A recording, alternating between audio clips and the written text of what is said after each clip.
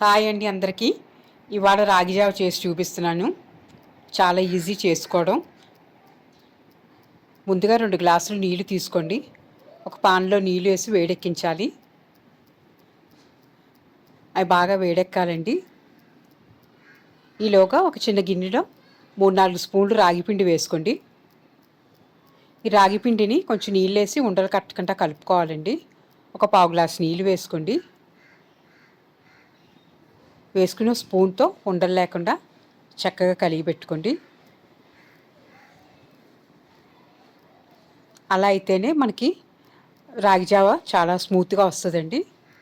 ఇక్కడ కానీ ఉండలు కడితే మనం స్టవ్ మీద ఉడికించినప్పుడు ఇంకా ఉండలుగా కట్టేస్తుంది. అందుకే ముందు ఇక్కడ విడిగా కలుపుకున్నప్పుడే ఉండలు లేకుండా బాగా కలుపుకోవాలి. చూసారా, ఇలా స్మూత్గా కలుపుకోవాలి. ఈలోగా ఈ నీళ్లు చూసారా వేడెక్కాయి. బాగా మరుగుతున్నప్పుడు ముందుగా కలిపి పెట్టుకున్న రాగి బ్యాటర్ని మనం వేసుకోవాలి.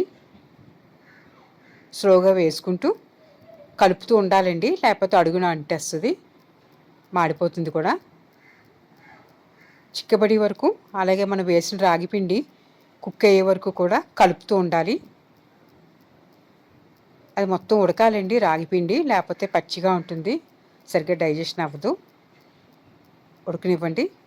ఒక 5 నిమిషాలు అయ్యేసరికి కొంచెం చిక్కబడుతుంది.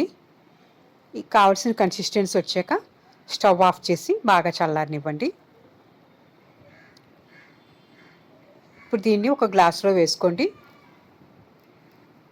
మనకి ఎంత కావాలో అంత తీసుకుని ఒక గ్లాసులో వేసుకోండి. ఇలా తయారు చేసిన జావ బేసిక్ అండి. దీన్ని మనం రకరకాలుగా మనం తయారు చేసుకోవచ్చు. దీంతో మజ్జిగలో వేసి కలుపుకోవచ్చు, లేదంటే బెల్లం పాకం వేసి కలుపుకోవచ్చు. చల్లారాక నేనైతే ఇప్పుడు చూడండి నిమ్మకాయ రసం వేశాను. అలాగే తేనె కూడా ఒక 3 స్పూన్లు వేశాను.